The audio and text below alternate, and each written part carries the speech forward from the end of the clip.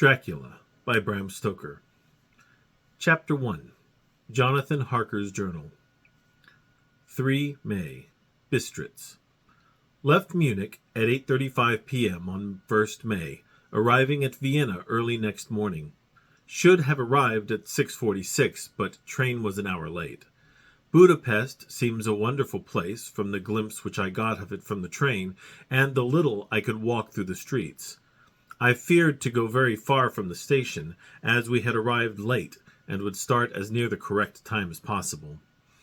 The impression I had was that we were leaving the west and entering the east. The most western of splendid bridges over the Danube, which is here of noble width and depth, took us among the traditions of Turkish rule. We left in pretty good time, and came after nightfall to Klausenburg. Here I stopped for the night at the Hotel Royal. I had for dinner, or rather supper, a chicken done up some way with red pepper, which was very good but thirsty. Memo. Get recipe for Mina. I asked the waiter, and he said it was called paprika Hendel, and that, as it was a national dish, I should be able to get it anywhere along the Carpathians. I found my smattering of German very useful here, indeed. I don't know how I should be able to get on without it. Having had some time at my disposal when in London, I had visited the British Museum, and made search among the books and maps in the library regarding Transylvania. It had struck me that some foreknowledge of the country could hardly fail to have some importance in dealing with a nobleman of that country. I find that the district he named is in the extreme east of the country, just on the borders of 3 states, Transylvania, Moldavia, and Bukovina, in the midst of the Carpathian Mountains, one of the wildest and least known portions of Europe. I was not able to light on any map or work giving the exact locality of the Castle Dracula, as there are no maps of this country as yet to compare with our own Ordnance Survey maps. But I found that Bistritz, the post town named by Count Dracula, is a fairly well-known place. I shall enter here some of my notes, as they may refresh my memory when I talk over my travels with Mina. In the population of Transylvania, there are 4 distinct nationalities: Saxons in the south, and mixed with them the Volocks, who are the descendants of the Dacians, Magyars in the west, and Shekeles in the east and north. I am going among the latter, who claim to be descended from Attila and the Huns. This may be so, for when the Magyars conquered the country in the 11th century, they found the Huns settled in it. I read that every known superstition in the world is gathered into the horseshoe of the Carpathians, as if it were the center of some sort of imaginative whirlpool. If so, my stay may be very interesting. Memo. I must ask the Count all about them. I did not sleep well, though my bed was comfortable enough, for I had all sorts of queer dreams. There was a dog howling all night under my window, which may have had something to do with it, or it may have been the paprika, for I had to drink up all the water in my carafe, and was still thirsty. Towards morning I slept, and was wakened by the continuous knocking at my door, so I guess I must have been sleeping soundly then. I had for breakfast more paprika, and a sort of porridge of maize flour, which they said was mamaliga, and eggplant stuffed with forcemeat, a very excellent dish which they call emplatata. Memo. Get recipe for this also. I had to hurry breakfast, for the train started a little before 8, or rather it ought to have done so, for after rushing to the station at 7:30, I had to sit in the carriage for more than an hour before we began to move. It seems to me that the further east you go, the more unpunctual are the trains. What ought they to be in China? All day long we seemed to dawdle through a country which was full of beauty of every kind. Sometimes we saw little towns or castles on the top of steep hills, such as we see in old missals. Sometimes we ran by rivers and streams which seemed from the wide stony margin on each side of them to be subject to great floods. It takes a lot of water and running strong to sweep the outside edge of a river clear. At every station there were groups of people, sometimes crowds, and in all sorts of attire. Some of them were just like the peasants at home, or those I saw coming through France and Germany, with short jackets and round hats, and homemade trousers, but others were very picturesque. The women looked pretty, except when you got near them, but they were very clumsy about the waist. They had all full white sleeves of some kind or other, and most of them had big belts with a lot of strips of something fluttering from them like the dresses in a ballet, but of course there were petticoats under them. The strangest figures we saw were the Slavics, who were more barbarian than the rest, with their big cowboy hats, great baggy dirty white trousers, white linen shirts, and enormous heavy leather belts, nearly a foot wide, all studded over with brass nails. They wore high boots with their trousers tucked into them, and had long black hair and heavy black mustaches. They are very picturesque, but do not look prepossessing. On the stage they would be set down at once as some old Oriental band of brigands. They are, however, I am told, very harmless and rather wanting in natural self-assertion. It was on the dark side of twilight when we got to Bistritz, which is a very interesting old place, being practically on the frontier, for the Borgo Pass leads from it into Bukovina. It had a very stormy existence, and it certainly shows marks of it. 50 years ago a series of great fires took place, which made terrible havoc on 5 separate occasions. At the very beginning of the 17th century, it underwent a siege of 3 weeks and lost 13,000 people, the casualties of war proper being assisted by famine and disease. Count Dracula had directed me to go to the Golden Krone Hotel, which I found, to my great delight, to be thoroughly old-fashioned, for of course I wanted to see all I could of the ways of the country. I was evidently expected, for when I got near the door I faced a cheery-looking elderly woman in the usual peasant dress, white undergarment with a long double apron, front and back, of colored stuff fitting almost too tight for modesty. When I came close she bowed and said, "The Herr Englishman." "Yes," I said, "Jonathan Harker." She smiled and gave some message to an elderly man in white shirt-sleeves, who had followed her to the door. He went, but immediately returned with a letter. "My friend, welcome to the Carpathians. I am anxiously expecting you. Sleep well tonight. At 3 tomorrow the diligence will start for Bukovina. A place on it is kept for you.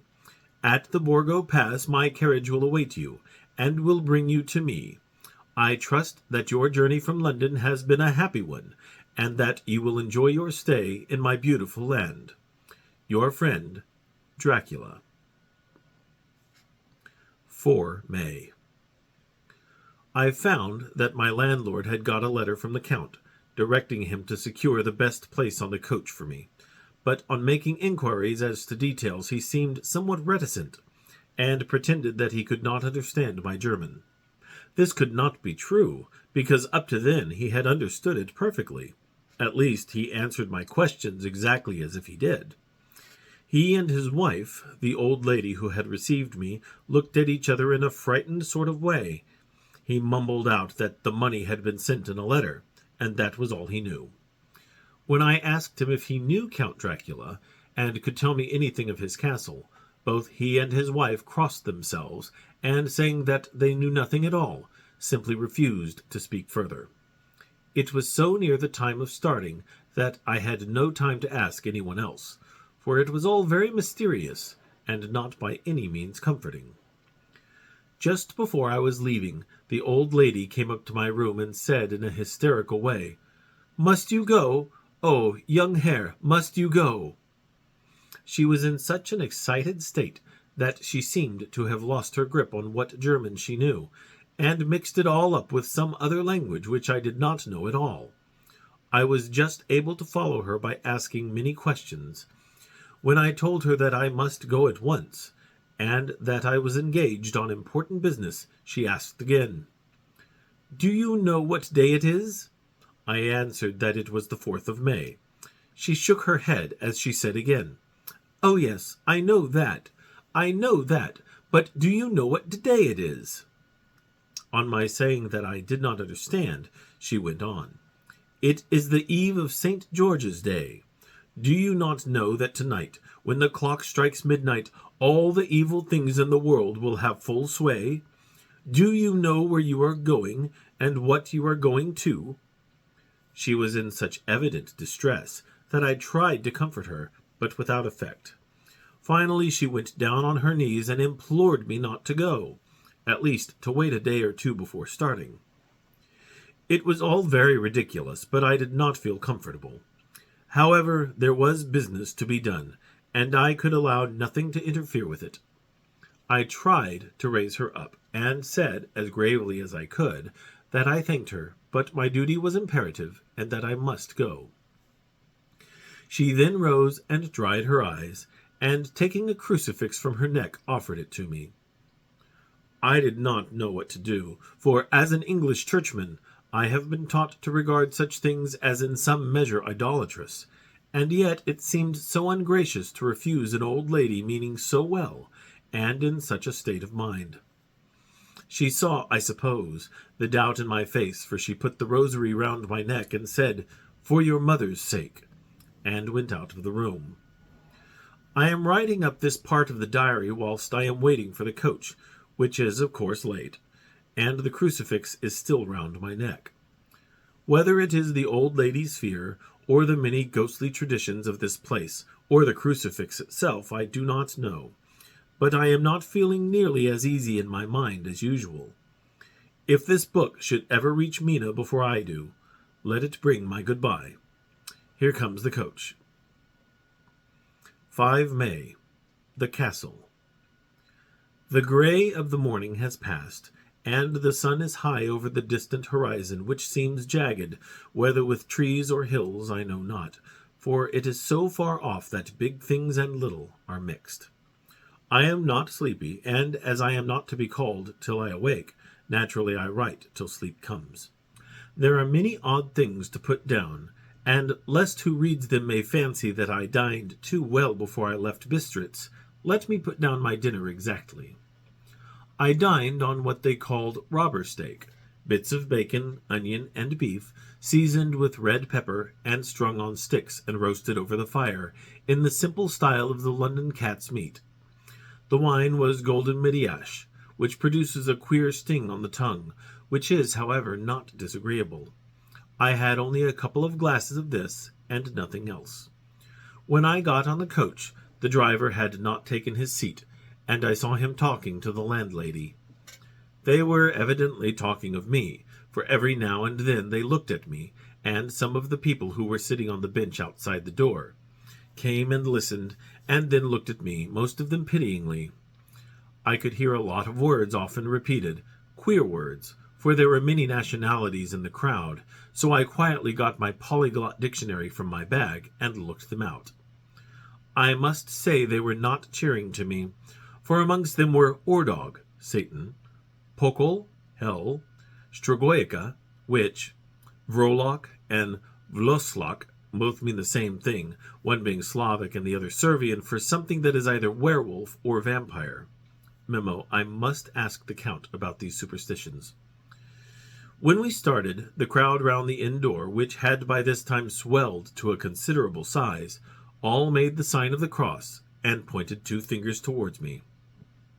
With some difficulty, I got a fellow passenger to tell me what they meant.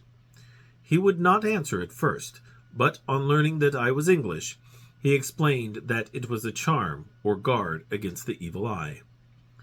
This was not very pleasant for me, just starting for an unknown place to meet an unknown man, but everyone seemed so kind-hearted, and so sorrowful, and so sympathetic, that I could not but be touched. I shall never forget the last glimpse which I had of the inn yard, and its crowd of picturesque figures, all crossing themselves, as they stood round the wide archway, with its background of rich foliage of oleander and orange trees in green tubs, clustered in the center of the yard.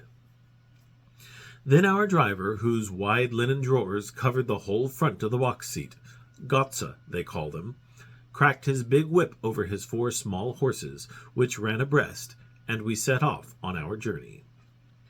I soon lost sight and recollection of ghostly fears in the beauty of the scene as we drove along, although had I known the language, or rather languages, which my fellow passengers were speaking, I might not have been able to throw them off so easily.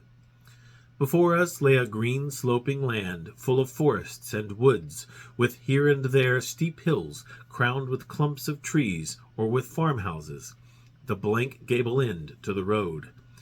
There was everywhere a bewildering mass of fruit blossom, apple, plum, pear, cherry.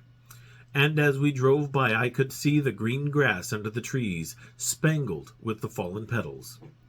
In and out amongst these green hills of what they call here the Middle Land ran the road, losing itself as it swept round the grassy curve, or was shut out by the straggling ends of pine woods, which here and there ran down the hillsides like tongues of flame. The road was rugged, but still we seemed to fly over it with a feverish haste. I could not understand then what the haste meant, but the driver was evidently bent on losing no time in reaching Borgo Prund. I was told that this road is in summertime excellent, but that it had not yet been put in order after the winter snows. In this respect it is different from the general run of roads in the Carpathians, for it is an old tradition that they are not to be kept in too good order.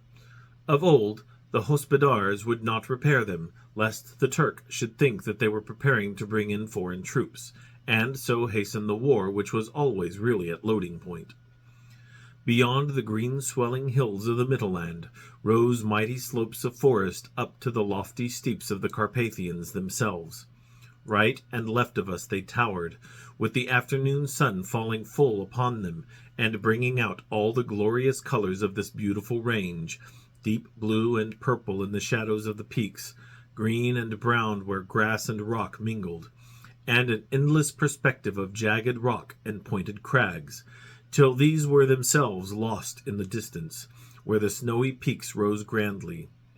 Here and there seemed mighty rifts in the mountains, through which, as the sun began to sink, we saw now and again the white gleam of falling water. One of my companions touched my arm as we swept round the base of a hill and opened up the lofty snow-covered peak of a mountain, which seemed, as we round on our serpentine way, to be right before us. "Look! Idstenschek, God's seat." And he crossed himself reverently. As we wound on our endless way, and the sun sank lower and lower behind us, the shadows of the evening began to creep round us.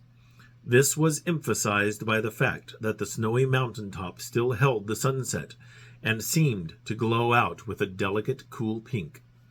Here and there we passed Czechs and Slovaks, all in picturesque attire, but I noticed that goiter was painfully prevalent. By the roadside were many crosses, and as we swept by, my companions all crossed themselves. Here and there was a peasant man or woman kneeling before a shrine, who did not even turn round as we approached, but seemed, in the self-surrender of devotion, to have neither eyes nor ears for the outer world. There were many things new to me. For instance, hayricks in the trees, and here and there very beautiful masses of weeping birch, their white stems shining like silver through the delicate green of the leaves. Now and again we passed a lighter wagon, the ordinary peasant's cart, with its long snake-like vertebra, calculated to suit the inequalities of the road. On this were sure to be seated quite a group of homecoming peasants, the Czechs with their white and the Slovaks with their colored sheepskins, the latter carrying lance-fashion their long staves, with axe at the end. As the evening fell it began to get very cold, and the growing twilight seemed to merge into one dark mistiness the gloom of the trees, oak, beech, and pine, though in the valleys which ran deep beneath the spurs of the hills, as we ascended through the pass, the dark firs stood out here and there against the background of late-lying snow.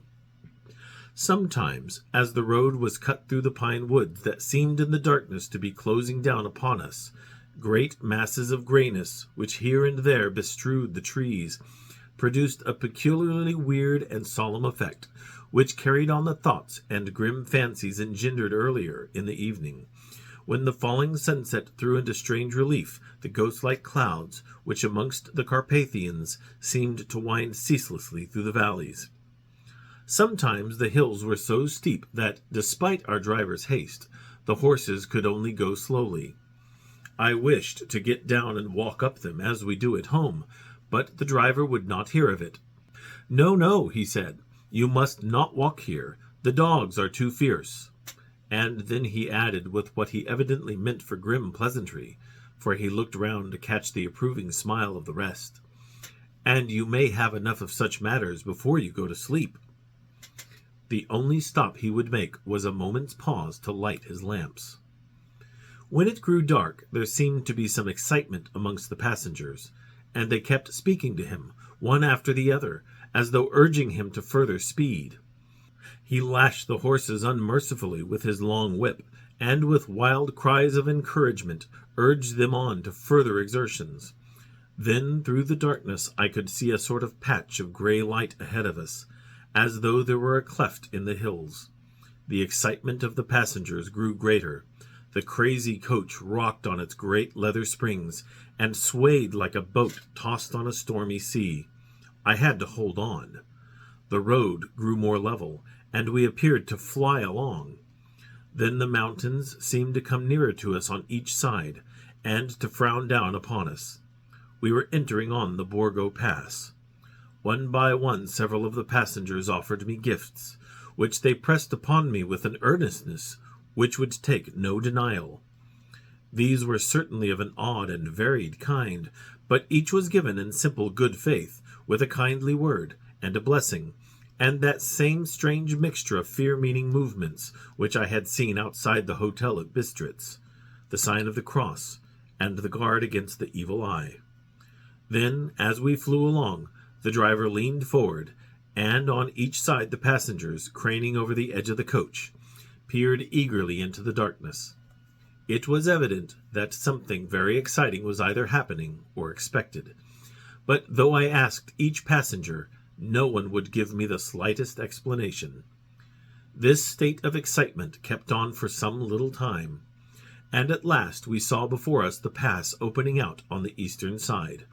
There were dark rolling clouds overhead, and in the air the heavy oppressive sense of thunder.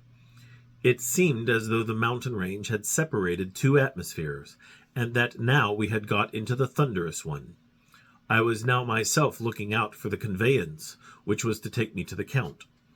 Each moment I expected to see the glare of lamps through the blackness, but all was dark. The only light was the flickering rays of our own lamps, in which the steam from our hard-driven horses rose in a white cloud. We could see now the sandy road lying white before us, but there was on it no sign of a vehicle. The passengers drew back with a sigh of gladness, which seemed to mock my own disappointment. I was already thinking what I had best do, when the driver, looking at his watch, said to the others something which I could hardly hear. It was spoken so quietly, and in so low a tone, I thought it was an hour less than the time. Then, turning to me, he spoke in German worse than my own. "There is no carriage here. The Herr is not expected after all. He will now come on to Bukovina, and return tomorrow, or the next day. Better the next day." Whilst he was speaking, the horses began to neigh and snort and plunge wildly, so that the driver had to hold them up. Then, amongst a chorus of screams from the peasants, and a universal crossing of themselves, a caleche with 4 horses drove up behind us, overtook us, and drew up beside the coach. I could see from the flash of our lamps, as the rays fell on them, that the horses were coal-black and splendid animals. They were driven by a tall man, with a long brown beard and a great black hat, which seemed to hide his face from us. I could only see the gleam of a pair of very bright eyes, which seemed red in the lamplight, as he turned to us. He said to the driver, "You are early tonight, my friend." The man stammered in reply, "The English Herr was in a hurry." To which the stranger replied, "That is why, I suppose, you wished him to go on to Bukovina. You cannot deceive me, my friend. I know too much, and my horses are swift." As he spoke, he smiled, and the lamplight fell on a hard-looking mouth, with very red lips and sharp-looking teeth, as white as ivory, One of my companions whispered to another the line from Burger's Lenore, Den die Toten reiten schnell, for the dead travel fast. The strange driver evidently heard the words, for he looked up with a gleaming smile. The passenger turned his face away, at the same time putting out his 2 fingers and crossing himself. "Give me the Herr's luggage," said the driver, and with exceeding alacrity my bags were handed out and put in the caleche. Then I descended from the side of the coach, as the caleche was close alongside, the driver helping me with a hand which caught my arm in a grip of steel. His strength must have been prodigious. Without a word he shook his reins, the horses turned, and we swept into the darkness of the pass. As I looked back, I saw the steam from the horses of the coach by the light of the lamps, and projected against it the figures of my late companions crossing themselves. Then the driver cracked his whip and called to his horses, and off they swept on their way to Bukovina. As they sank into the darkness, I felt a strange chill and a lonely feeling come over me. But a cloak was thrown over my shoulders, and a rug across my knees, and the driver said in excellent German, "The night is chill, mein Herr, and my master the Count bade me take all care of you. There is a flask of Slivovitz, the plum brandy of the country, underneath the seat, if you should require it." I did not take any, but it was a comfort to know it was there all the same. I felt a little strangely, and not a little frightened. I think had there been any alternative I should have taken it, instead of prosecuting that unknown night journey. The carriage went at a hard pace straight along, then we made a complete turn, and went along another straight road. It seemed to me that we were simply going over and over the same ground again, and so I took note of some salient point, and found that this was so.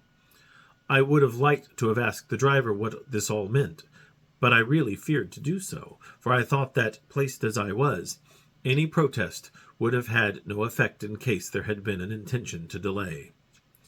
By and by, however, as I was curious to know how time was passing, I struck a match, and by its flame looked at my watch. It was within a few minutes of midnight. This gave me a sort of shock, for I suppose the general superstition about midnight was increased by my recent experiences. I waited with a sick feeling of suspense. Then a dog began to howl somewhere in a farmhouse far down the road, a long agonized wailing, as if from fear.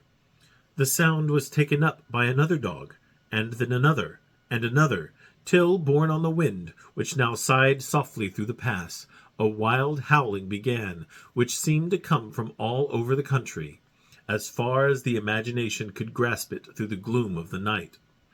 At the first howl, the horses began to strain and rear, but the driver spoke to them soothingly, and they quieted down, but shivered and sweated, as though after a runaway from a sudden fright.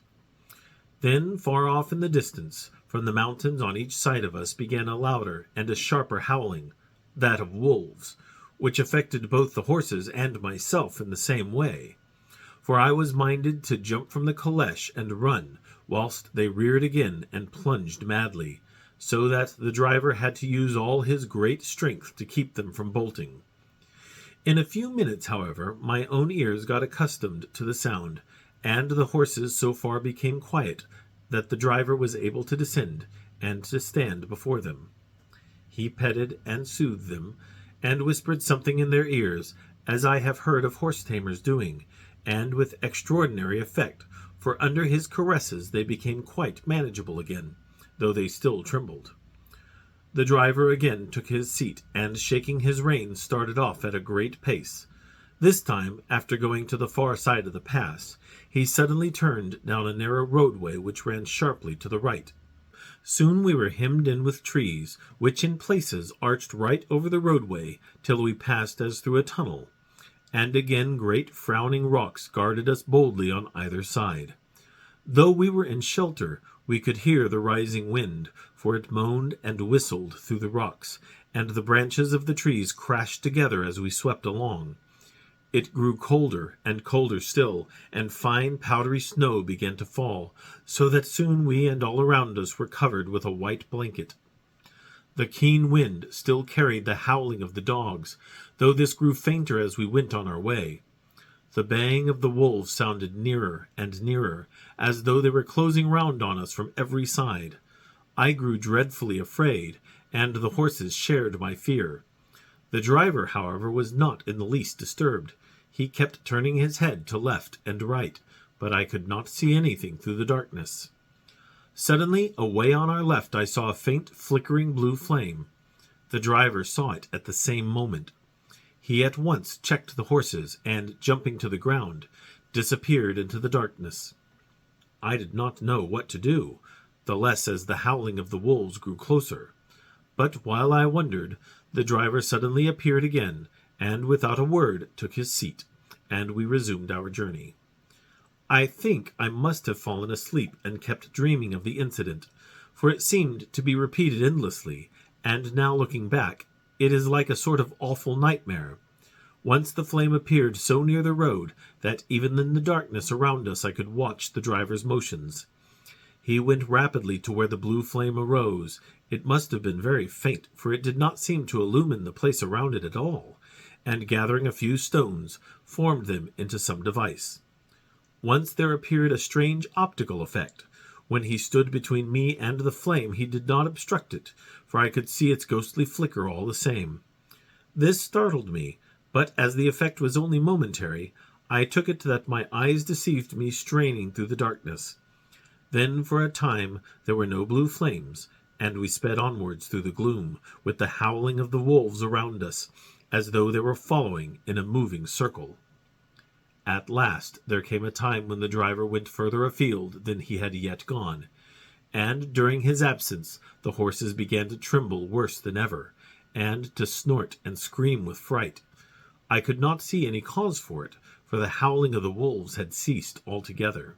But just then the moon, sailing through the black clouds, appeared behind the jagged crest of a beetling pine-clad rock, and by its light I saw around us a ring of wolves, with white teeth and lolling red tongues, with long sinewy limbs and shaggy hair. They were 100 times more terrible in the grim silence which held them than even when they howled. For myself, I felt a sort of paralysis of fear.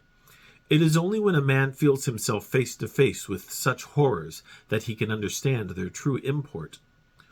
All at once the wolves began to howl as though the moonlight had had some peculiar effect on them. The horses jumped about and reared, and looked helplessly round with eyes that rolled in a way painful to see. But the living ring of terror encompassed them on every side, and they had perforce to remain within it. I called to the coachman to come, for it seemed to me that our only chance was to try to break out through the ring and to aid his approach. I shouted and beat the side of the caleche, hoping by the noise to scare the wolves from the side, so as to give him a chance of reaching the trap. How he came there I know not, but I heard his voice raised in a tone of imperious command, and, looking towards the sound, saw him stand in the roadway. As he swept his long arms, as though brushing aside some impalpable obstacle, the wolves fell back and back further still. Just then a heavy cloud passed across the face of the moon, so that we were again in darkness. When I could see again, the driver was climbing into the caleche, and the wolves disappeared. This was all so strange and uncanny that a dreadful fear came upon me, and I was afraid to speak or move. The time seemed interminable as we swept on our way, now in almost complete darkness, for the rolling clouds obscured the moon. We kept on ascending, with occasional periods of quick descent, but in the main always ascending. Suddenly I became conscious of the fact that the driver was in the act of pulling up the horses in the courtyard of a vast ruined castle, from whose tall black windows came no ray of light, and whose broken battlements showed a jagged line against the sky.